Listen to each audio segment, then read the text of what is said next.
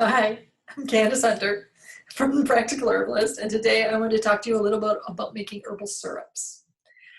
An herbal syrup, in essence, in its most basic, is an herbal infusion with sugar or sweetener of some sort added. So sweet infusion.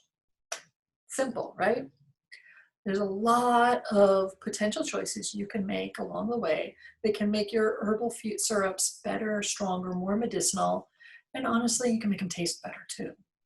The first of those is beginning with the infusion itself. Whatever you've put together as your formula, whatever your infusion is, I would recommend or suggest that you might want to consider strengthening it by reducing the volume. You reduce the volume on your infusion by adding heat. So for instance, if you're making a long infusion or a decoction, after you've strained out all the plants and you have just the liquid left, continue to cook or heat that liquid. So put it back into your pot or your crock pot and continue to heat it until it's reduced in volume by, typically I'll do about half. So it's half the volume it was. So if you had 1 liter at the beginning when you added it to the pot, reduce until you have about a half a liter. You can go further than that if you want. Half is usually about where I aim for. And it's approximate. But you can be really scientific about it too, of course. So strengthening your infusion makes your finished herbal syrup a stronger medicine. The second piece you need to decide on, or you can decide on, is whether you want your infusion to be thick or thin. So a thicker, or not infusion, your syrup. A thicker syrup is going to pour more slowly, and it is going to have more sweetener per dose of finished syrup than a thinner one. When I'm making a syrup for an immediate medicinal need, for instance, a family member has gotten a cold or a flu, and I'm making a syrup to be used immediately, and it's going to be used for a short duration, probably for a week or less, I'll be far more likely to make my syrup a lot thinner than because I want to get more of the herbal properties in each dose, but I want the sweetener in there to make it palatable so the individual who is sick is willing to take it. Because a lot of times the herbs that I'm using in that case are bitter and unpleasant. So the sweetener does make that medicine go down a lot easier. Now, if I'm looking for a syrup that I'm going to use over the longer duration, like as a preventative, for instance, many people love making elderberry syrups. If I'm making a syrup that uses elderberry with the intention that we are taking it every single day, having a dose every day, then I'm far more likely to make a stronger, thicker syrup, in part because more thickness to the syrup also means more sweetener, and the sweetener is a preservative. But also because I'm not needing that really strong medicinal dose of those herbs. Usually in a longer term preventative or tonifying and building type of situation, you can go with a slightly smaller dose because you're adding a little bit, building just a little bit every single day. So thick or thin, that's another decision you can make. And then the next thing you can do is decide what you're going to use for your sweetener. That was the other piece that's a big one that you can use to increase or build on the medicinal nature of whatever it is you're making for your syrup. The two types of sweeteners I typically use in my own family and in my practice are either honey or sugar. When I'm using honey, I aim for local, unfiltered, raw honey that is coming from bees who are really truly cared for and valued. In part because this is the medicine they're making for their colony. And if they're cared for and valued, then the medicine they're making for their colony is going to be a lot stronger. And the apiarist who is caring for them is going to make sure that they have plenty for themselves too, so they'll get through the winter as well. So to me, that's sustainable and important, and it adds to the healthful qualities of the syrup that I'm making. And when I'm using sugar, I personally aim for cane sugar that is unfiltered, raw, and unprocessed as possible, and then organic as possible.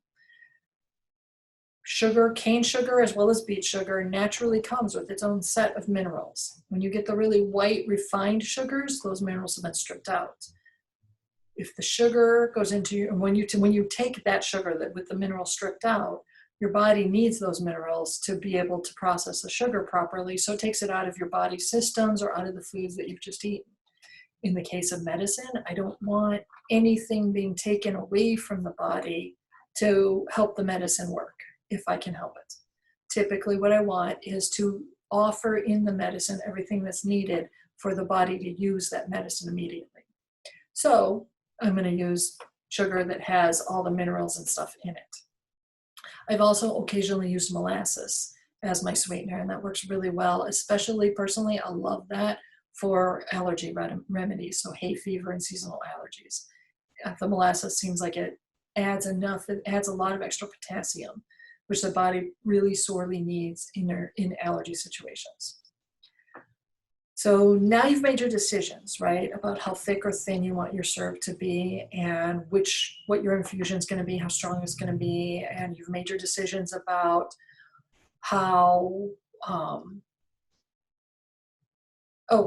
what the other thing I was going to say about the honey. You've decided about which honey or which sweetener you're going to use, but if you use honey, you can also use a honey that's infused with herbal properties.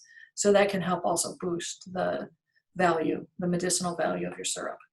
So you've made all your decisions. Now the question is, how do you do this, right? There's two different ways to do it. One is with heat, and I use that one typically when I'm making a thicker syrup, and then one is cold, which I usually use when I'm making a thinner syrup. So first I'm going to show you the cold method because it's really the easiest. So here you go. We're going to make an herbal syrup using the cold method of Incorporation. This is the one that's preferred, or that I prefer when I'm working with honey, because I don't like to heat honey. According to Don Combs in Sweet Remedies, heating honey changes the chemistry of the honey and causes it to be less medicinal and less helpful to the body, and can in some cases actually cause harm. So rather than heat it when I'm using honey, I tend to make thinner syrups that are a little bit lighter, and I use a smaller ratio. In this particular case, we're going to use a little bit of that elderberry, haw, and burdock decoction that we made. I have it measured out 2 cups, which is approximately 450 milliliters, assuming my metric thing is correct. And then I have measured out 225 milliliters, or a cup of honey. So our ratio is 2 parts infusion and 1 part honey. So I have a tip for you when you're incorporating honey into infusion. For one thing, it's easier if you put the infusion in first.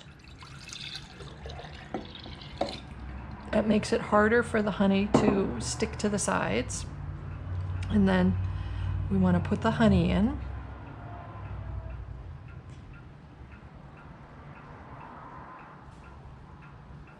I've made an awful lot of meads, which are in essence honey dissolved in juice or infusion, in fruit or with fruits. And for all of those, you need to incorporate the honey into the juice or whatever it is you're using. If you're making I think it's called a metheglin, if I remember right, you're using herbs and honey and fruit. And what I found is that it's a combination, since you want to keep the honey cool and not heated. It's a combination of agitation and stirring, and then patience. One of the tricks that I've learned through the years, I'll show you in just a minute here. That's good enough. I'm going to put this in, and we'll stir it up a little bit. I don't know if you noticed, but the honey always wants to sink straight to the bottom anyway. I still like to put the infusion in first, though. We'll get it started. But doing it this way, just stirring with cool to room temperature infusion, is going to take quite a while. And I'd like it to take less time. And since we know that one of the keys to getting honey to incorporate into a liquid, if you're not using heat, is to use agitation. So I take my stick blender and I'll put that in there. Now be careful how, if you're using, there's not a lot of space here, so I've got to be careful how I agitate it.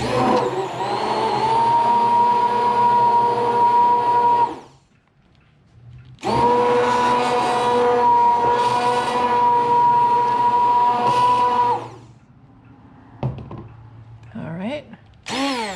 So you saw that was just a couple of little flicks in there. I didn't give it a ton, in part because the honey will incorporate really quite quickly. I'm gonna put this back in, and I'm stirring around to feel the blender is not always perfect at getting every bit off of the glass, so I'll still use my spatula. But you saw how slow the incorporation was going, and now we've got it nearly full. All right.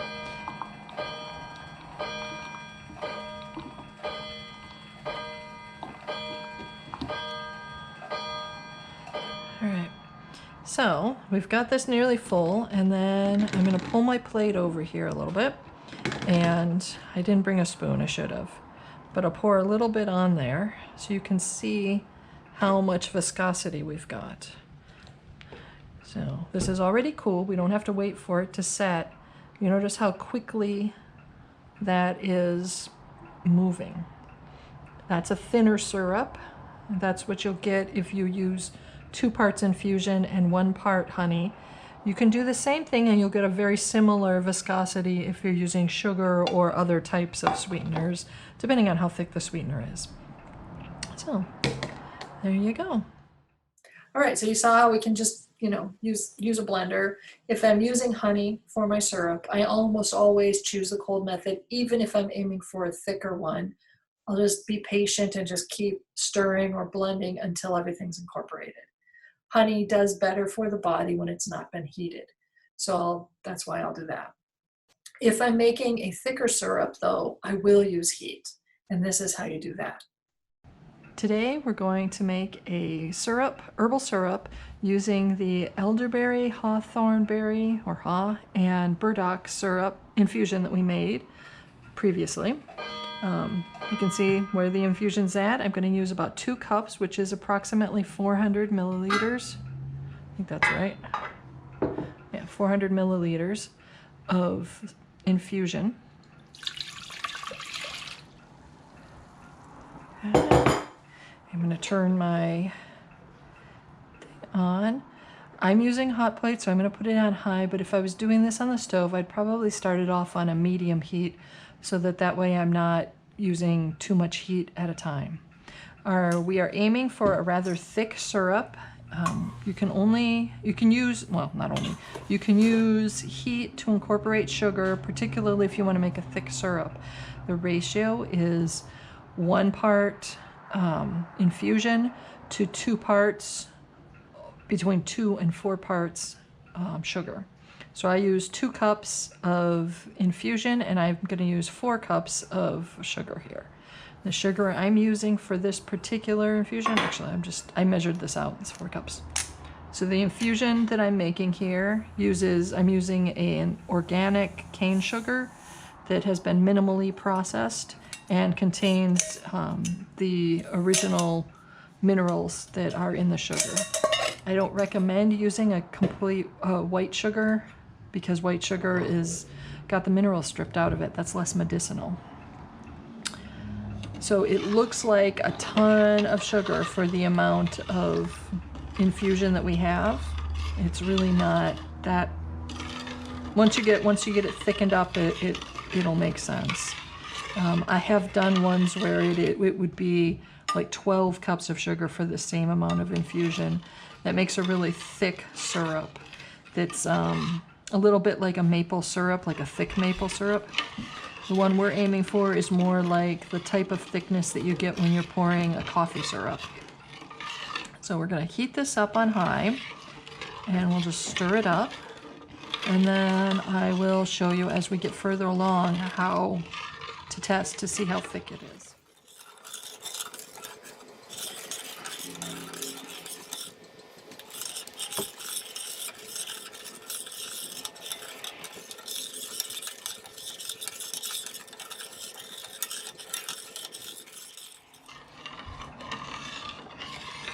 I've got my over-ready flashlight here so that you can see how thick it is and how it's incorporating.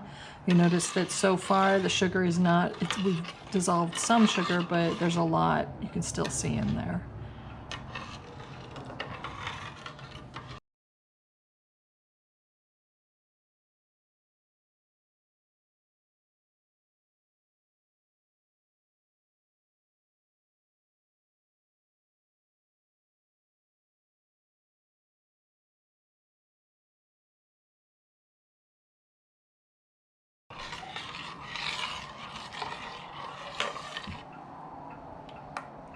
So you can see the sugar has started to really dissolve in there. We've got just about all of it dissolved. You can see how it's starting to thicken up. Watch the way that it pours here. See if I can get that camera in there.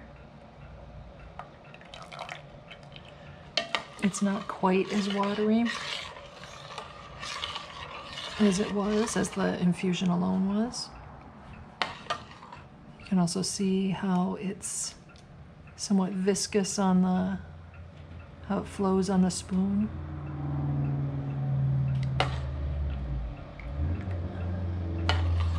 Once you have it on the heat and all the sugar's incorporated, if you like the thickness, you could take it off at this point. If you want to thicken it up a little bit more, you can continue to cook it. Do not, well, you can let it get to the boiling point, but be careful about that, because once it hits the boil, if there's any pectins in the herbs that you used, as there is in elderberries and particularly in hawthorn berries, there's a lot of pectin. So if there's pectin in there and you get your infusion or your syrup up into the boil, you can end up with more of a jelly than a syrup, which isn't altogether bad. It might be tasty, but it's still not what you're looking for. There we go.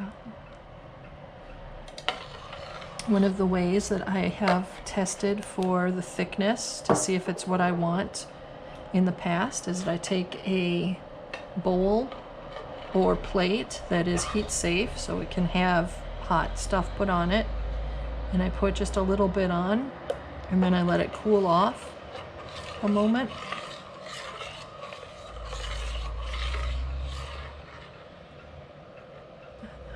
Let me see. Yum. So that's cooled off. You can see how it's moving on the plate there. See how it flows slowly?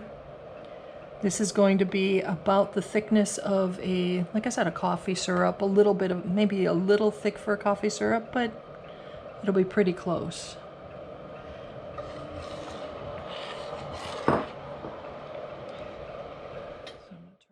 All right, so you saw how we use some heat. It takes a while for the syrup to complete, or the sugar to completely dissolve, especially because we're using such a large volume of sugar compared to the amount of infusion. When you're doing a thick syrup, like we just saw with the heat, we're doing 1 part herbal infusion to 2 parts sweetener, in this case sugar. If you're doing a thinner one, like you saw for the honey that we did with the cold method, then we're using 2 parts herbal infusion to 1 part sweetener, or in that case, honey. So I wanted you to see the difference in consistency based on those 2 simple ratios. That looks like this. So these are the 2 herbal syrups that we just made. This one is the one that you made thicker with the sugar, and this one is the one we did with the honey. This one with the sugar is almost cooled off. So right now I wanted to show you the viscosity difference in them. I'm going to take the sugar one and put just a little bit there. I'm going to do the honey one. You'll notice on top of each of these there's some foaminess. And actually before I poured it in there was more foaminess on the herbal honey or herbal sugar one, the thicker syrup as well. Not as much as on the honey, but there was a decent amount and dispersed a bit. That sugar or that foaminess is normal and it is, mead makers call it the impurities that are in the sugar. I typically do not take that out of the, you can spoon it off if you want. I often don't, because I figure, at least in terms of the honey, whatever those impurities are, they were probably also good for the bees. The bees had their reasons for incorporating them. So I tend to just leave it and stir it back in as it, settles. And then I kept a little bit of the original infusion that we started with, just so that you could get an idea of what the infusion's viscosity was too. So I'll put a little bit there. So we have the thicker syrup that was made with sugar. This syrup over here uses a 1 part infusion to 2 parts sweetener. This one here is the one made with the honey, and this one is using a 2 parts infusion to 1 part sweetener, so it's opposite. And then this one is the straight up infusion with no sugar added. So I'll show you how each of these pours.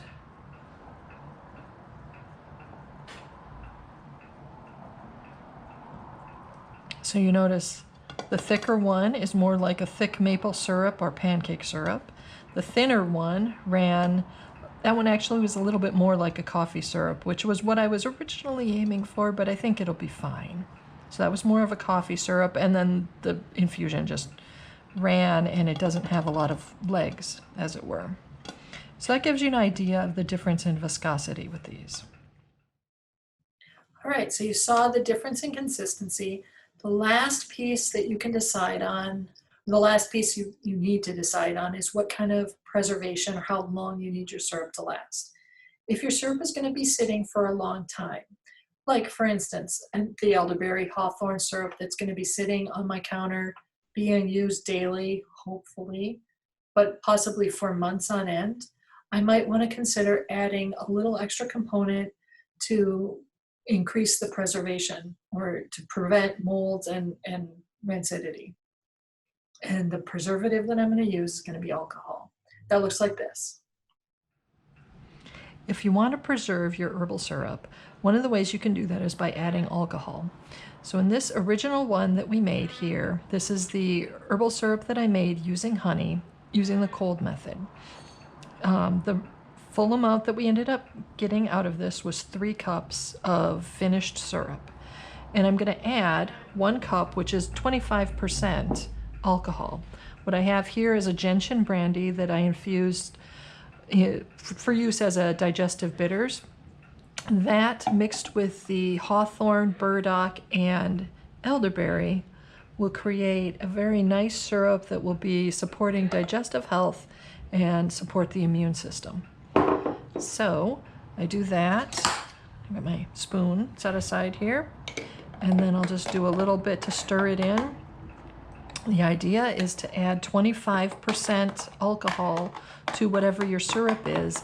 If you plan to have it stand on the counter especially, but also if you plan to have it stand in the refrigerator or on the counter for any length of time. The syrup itself in the refrigerator would have kept probably 2 or 3 months before I saw any potential beginning of mold.